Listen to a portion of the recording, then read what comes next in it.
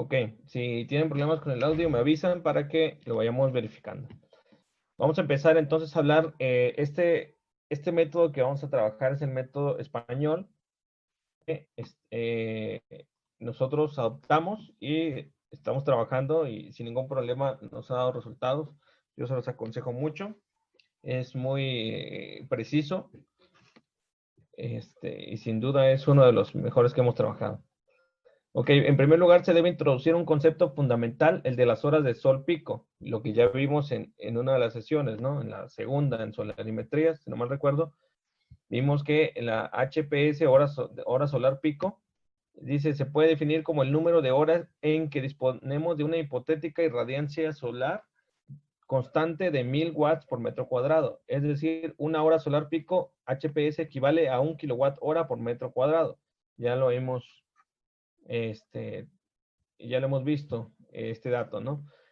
Dice, o lo que es lo mismo, 3.6 megajoules por metro cuadrado. Ok, en estos casos a nosotros nos sirve más para como 1 kWh metro cuadrado. Dice, dicho en otras palabras, es un modo de contabilizar la energía recibida del sol agrupándola en paquetes, siendo cada paquete de una hora recibiendo 1000 watts por metro cuadrado. En este punto hay que hacer un apunte importante. 1. La irradiancia es la magnitud que describe la radiación o intensidad de iluminación solar que llega hasta nosotros medida como una potencia instantánea por unidad de superficie, en W sobre metro cuadrado o unidades equivalentes. Eso es la irradiancia, es la constante solar STC que habíamos visto que es de 1000 watts por metro cuadrado, ¿sí? La irradiancia. Ahora, la irradiación es la cantidad de irradiancia recibida en un lapso de tiempo determinado, es decir, la potencia recibida por unidad de tiempo y por unidad de superficie. En este caso se suele medir en WH sobre metro cuadrado, o en caso de un día, WH metro cuadrado al día, o como más comúnmente lo conocemos, en kWh sobre metro cuadrado al día. ¿Sale? Entonces la irradiancia viene siendo en un ejemplo como la potencia en watts, y la irradiación viene siendo como la energía en watts hora, ¿sale? Nada más que las dos afectados por la unidad de área, ¿no? A eso se debe la diferencia para que lo tengamos presente, ¿no? Ahora, la estimación del consumo. Aquí siempre es fundamental los datos aportados por el consumidor y deben ser siempre lo más realistas posibles para evitar desviaciones en el dimensionamiento. Si la instalación se realizara para una vivienda de uso diario todo el año, se escogerá el valor medio de todo el año, ¿sí?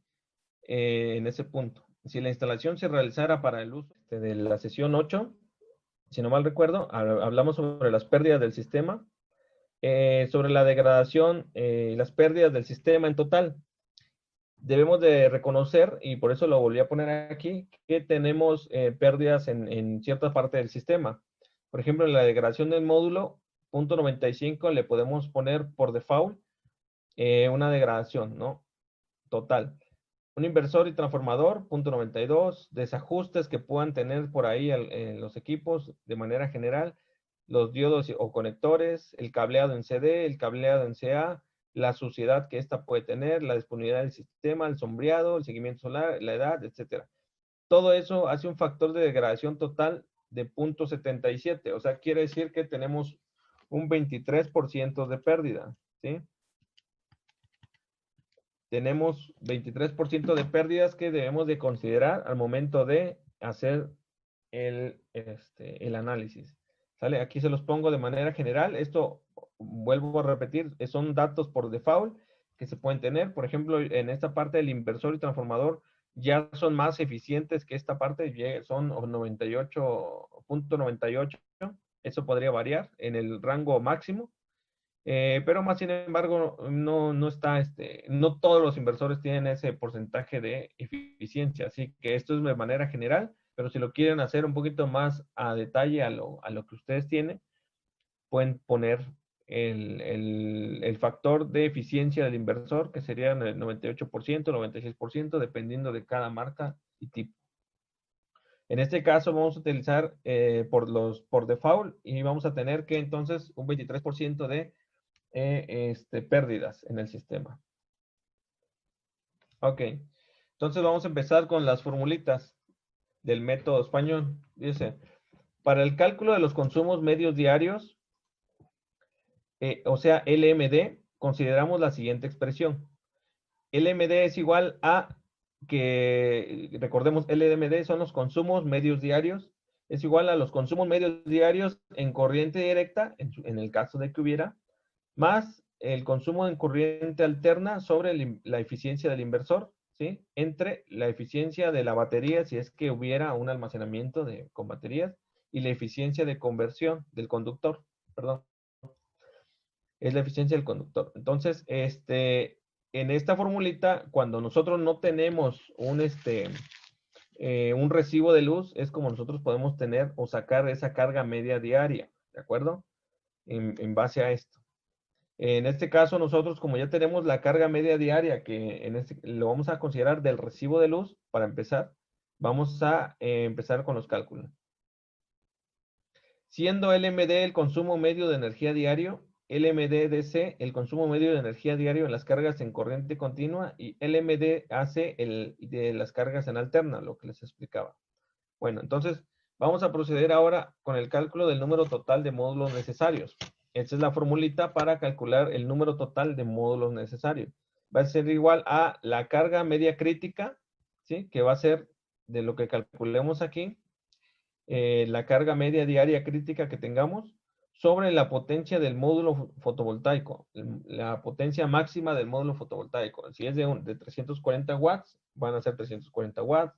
Si son de 400, 400 watts, etcétera, ¿no? La hora pico solar o los HPS que tengamos en la zona y el factor de arreglo o PR, que en este caso van a ser las pérdidas que vamos a tener, va a ser el equivalente al punto 77 que vimos en esta presentación. En este caso, punto 77 va a ser ese factor PR. Dice, la explicación de esta ecuación es simple. Necesitamos saber cuántos paneles necesitamos para generar la energía que demanda nuestro sistema cada día. Así que dividimos esa energía entre la que genera cada panel. ¿Vale? Dice, la energía diaria que puede darnos cada panel se obtiene de la ecuación, básicamente, que tenemos aquí abajo. Si se dan cuenta, esta parte es esta parte. Es la energía del panel, que va a ser la potencia máxima del panel, la hora pico solar del sitio y el factor PR, que es el factor de acoplamiento, en este caso el factor de las pérdidas en el sistema. Ok. Bueno, así pues estaríamos para cubrir la necesidad del sistema, aunque este número puede cambiar. Bueno, es para un ejemplo que vamos a hacer. LMD crit es el consumo medio diario mensual para el mes crítico, según nuestra tabla de consumos, que en nuestro caso es el recibo de CFE, ¿no? En el caso de que tengamos los recibos a la mano, pero en el caso de que tengamos que hacer un censo de carga, pues también nosotros debemos de considerar el consumo del mes crítico. Dice el PMP es la potencia pico del módulo en condiciones estándar de medida STC.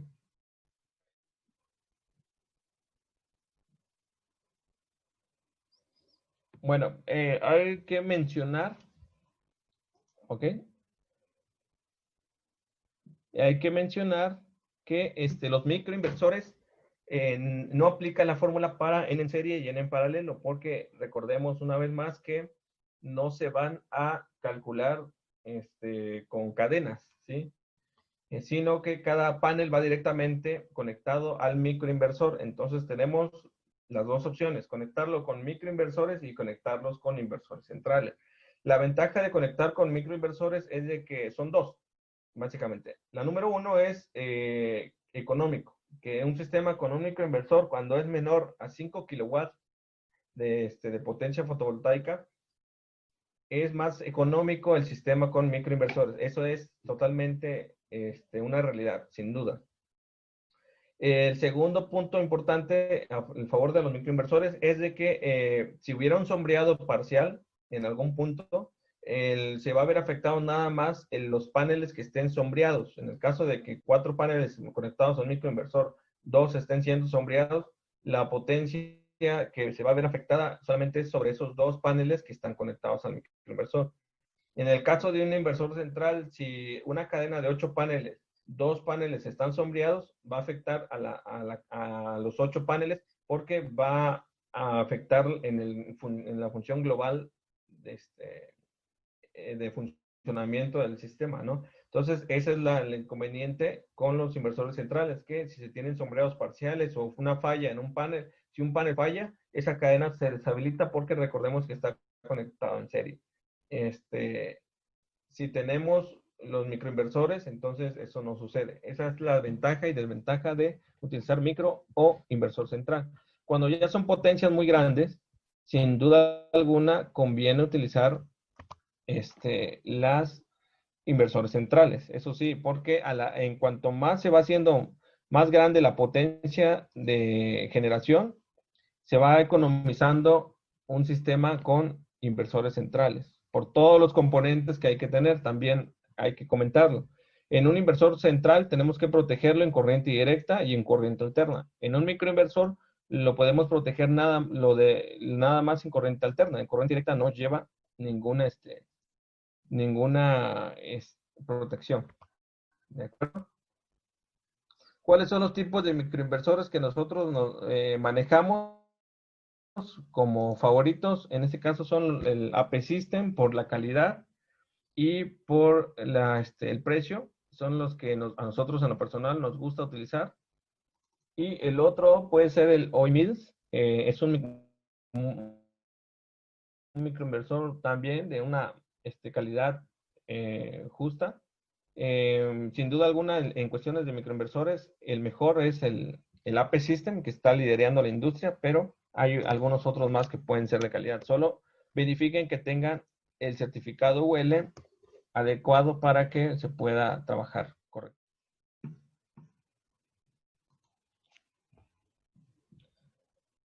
Ok. Tenemos entonces como número 1, voy a poner AP System, que es el que están viendo en pantalla.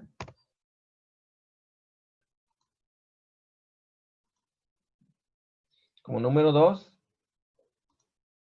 es el OIMILS. Por ahí un número 3 que podría funcionarles es el Enphase, que ya últimamente ha perdido un poco de calidad, derivado de nuevas marcas que han estado entrando al mercado, pero pues siguen siendo funcionales, ¿sí? El Enphase básicamente son todas las que yo en lo personal les puedo recomendar. Existen otras marcas que en lo personal no he utilizado por la falta de verificación en la calidad que se tienen y pues yo prefiero venderles calidad a mis clientes que venderles un sistema muy económico que al rato puede estar dando lata o fallas continuamente. Entonces prefiero que me recuerden o que me recomienden por calidad y no por baratero. Bueno, ese es mi punto de vista. Ok, continuamos.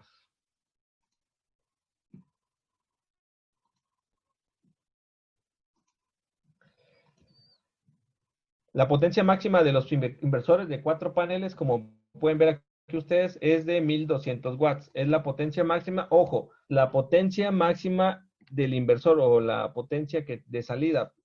Pero como ustedes pueden ver aquí en la ficha técnica del microinversor, dice que una potencia, pueden conectar desde 250 watts de potencia del panel hasta 375 watts. Esa es la potencia que puede ser tolerable para el microinversor. O sea que si ustedes ponen, chequen esto, si ustedes ponen 4 paneles de 375 watts, van a poder sacar alrededor de 1500 watts de potencia de salida. Ya no los 1200 watts. No quiere decir que los 1200 watts es un tope que si tú le metes un panel de 375 a uno de 300, te va a generar lo mismo. No, hay que ser muy claro en esa parte. Lo que va a determinar la generación de la potencia son los paneles, ¿sí?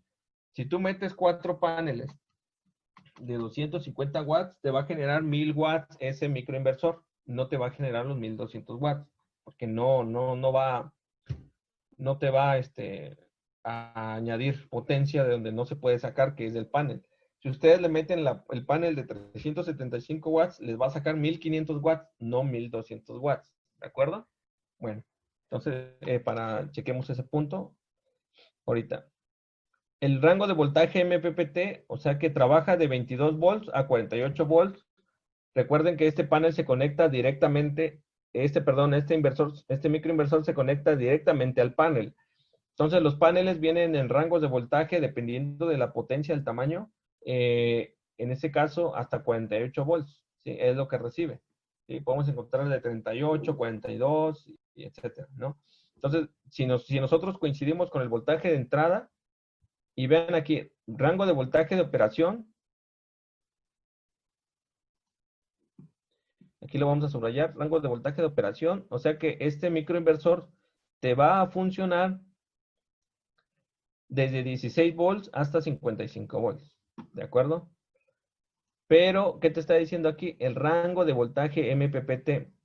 ¿Recuerdan ustedes cuando hablamos del MPPT, qué función realizaba? A ver, si alguien me puede apoyar aquí. ¿Qué función realizaba el MPPT? ¿Para qué sirve?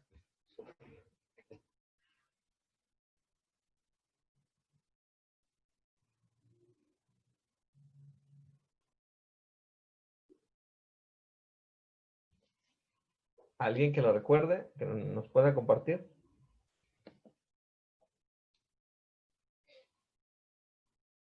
Ok, sí es el pico máximo de potencia, pero ¿qué más? ¿Qué función era la que en específico realiza el MPPT?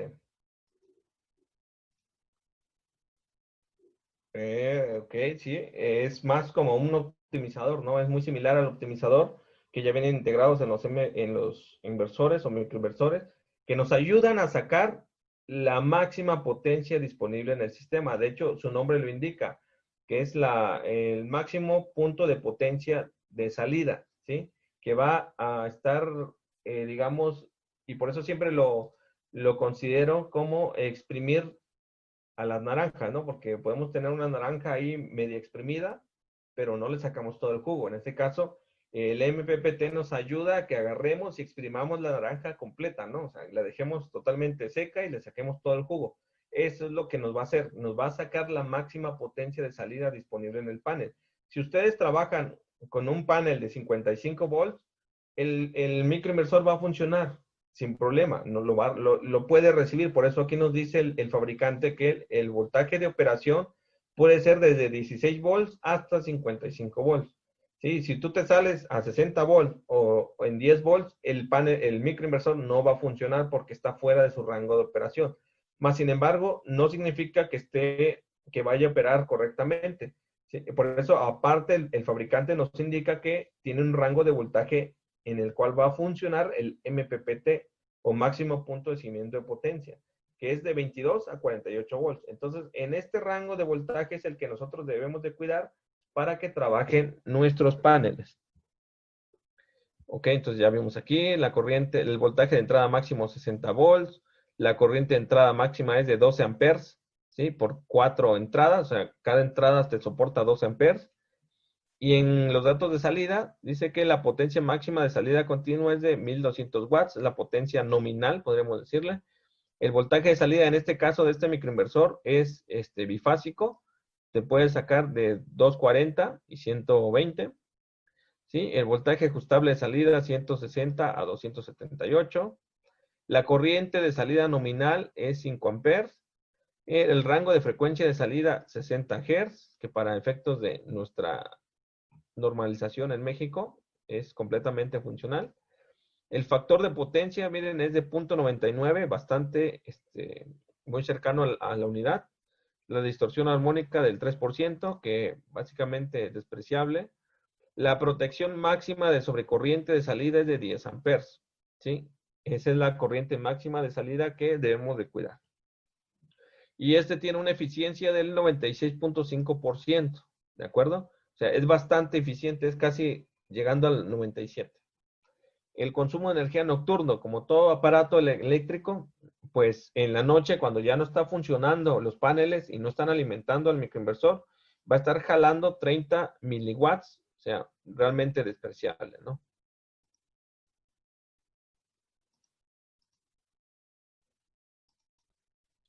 Datos mecánicos. También hay que considerarlo. Rango de temperatura ambiental. Dice que te puede trabajar sin problema desde menos 40 grados centígrados hasta 65 grados centígrados, ¿no? Pero, ojo con esto. Entre más temperatura tengamos, más cercano a los 65, el microinversor va a perder eficiencia y va a estar consumiendo pérdidas, ¿sí? Y cuando está más hacia abajo, igual le afecta, ¿no? Entonces, cualquiera de los dos extremos es perjudicial para el microinversor. Las dimensiones, este caso tiene, no son muy grandes, como pueden ver. Miden alrededor de 20 por 20, casi 28 por 23 centímetros. Eso es lo que, y como 4, casi 5 centímetros de espesor. Pesan 4.5 kilos, es muy ligero. La corriente máxima del bus de CA es de 20 amperes. El tipo de conector es el MC4. La clasificación ambiental del aparato es tipo 6. El enfriamiento es convección natural, o sea que no tiene ningún tipo de ventilador, de operación forzada, ni nada por el estilo. O sea que lo va a enfriar la sombra, básicamente al estar abajo el microinversor de los paneles, se va a enfriar por la corriente de aire que le esté llegando. Y por eso es importante, a pesar de que es chino el Jinko Solar, es el mejor que está en el mercado, peleando con Trina Solar. El otro es el Canadian Solar. Aquí se los voy a también a compartir. De los que a mí en lo personal me gusta trabajar con calidad. El número uno podríamos decir que se lo gana el Jinko Solar. Es de lo mejor. El número dos sería el Trina Solar. Número tres sería el Canadian Solar. El número cuatro es el otro que estoy utilizando, el Ameri Solar. Sí, fíjense que el Jinko Solar y Trina Solar son chinos. El Canadian Solar es canadiense y el Ameri Solar es pues norteamericano. El otro que no está, es el Solar World, pero es muy caro, es alemán, pero es súper, de súper calidad, pero muy, muy caro. El otro también que le está robando competencia es el QCell. También es alemán y de un precio más accesible. El otro que también está dentro del top 5 es el Risen Solar. Y a ver, es el Risen, el Canadian, el Trina, el Jinko, el Ameri. Pues yo me quedaría con eso, ¿eh? Serían los 7 paneles que pueden ustedes considerarlo y de acuerdo a lo que necesiten, porque todos tienen de diferentes capacidades, de diferentes policristalinos, monocristalinos, monoper, etcétera. Yo, en lo personal, si quieren usar un monoperc, usen el Jinko Solar. Es de lo mejorcito que hay en monoperc. Si quieren utilizar un policristalino, utilicen el Trina Solar, el Canadian Solar, ¿sí? O el Risen Solar. Y el QCell también. Si quieren utilizar monocristalinos, utilicen el Trina Solar, el Ameri Solar, el Solar World y el Risen Solar. Todas aquellas capacidades que rebasan de los 380 watts, básicamente van a ser monocristalinos. ¿De acuerdo? Casi todas. Todas. Ahorita el policristalino solo anda en rangos de hasta 340 watts.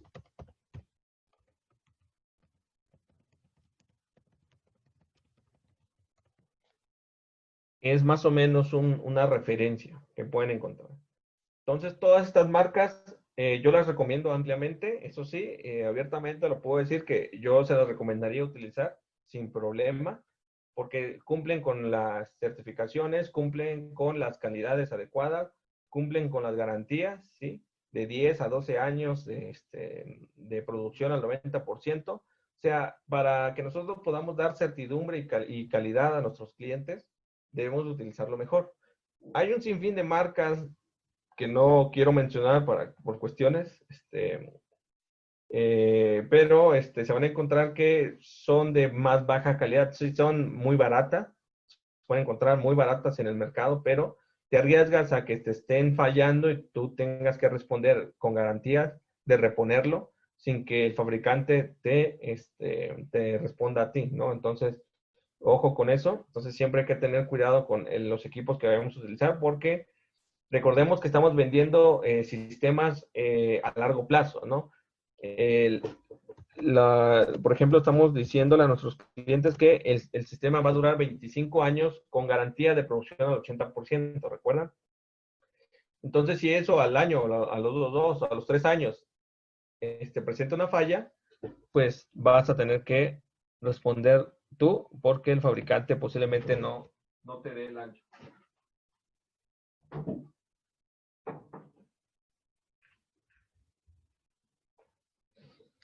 Bueno, entonces en este caso, en este ejemplo, vamos a utilizar el Ginkgo solar, que en este caso es policristalino. Vamos a utilizar vean aquí, el Ginkgo solar me ofrece 12 años de producción hasta el 90%, ¿sí? Y 25 años trabajando al 80%. 12 años es la diferencia. Hay otro que es el Amerisolar, me ofrece igual 12 años de producción al 90% y 30 años de producción al 80%. Y ahí es la diferencia entre paneles que podemos encontrar. Las características mecánicas de este panel es que es policristalino y mide, bueno, la celda chiquita que tenemos en el panel, que son 72 celdas, mide alrededor de 15 centímetros por 15 centímetros.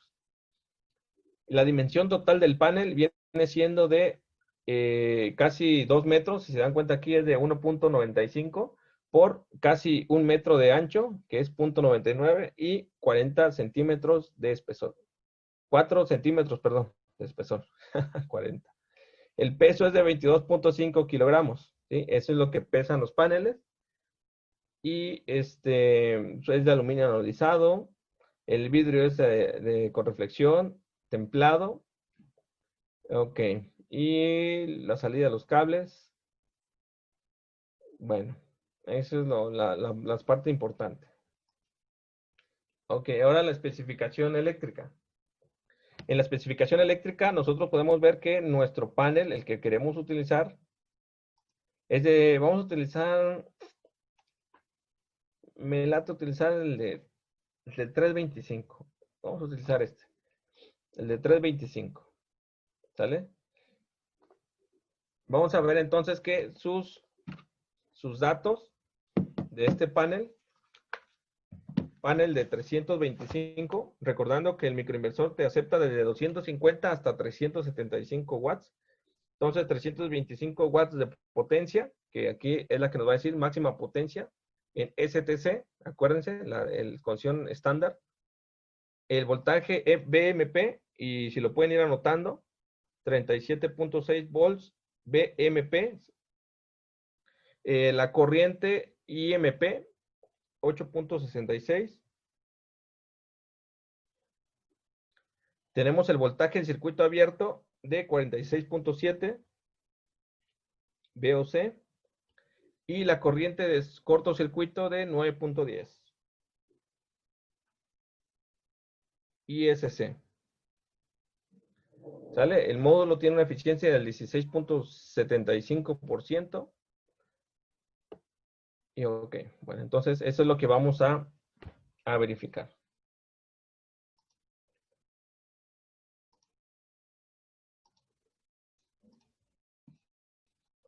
Ok, entonces antes de entrar a los inversores centrales, vamos a hacer el ejercicio entonces de microinversores.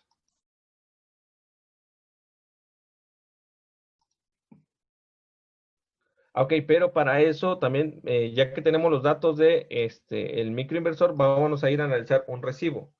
Vamos a analizar un DAC y un PDBT. Primero vamos a utilizar un DAC. Vamos a utilizar este DAC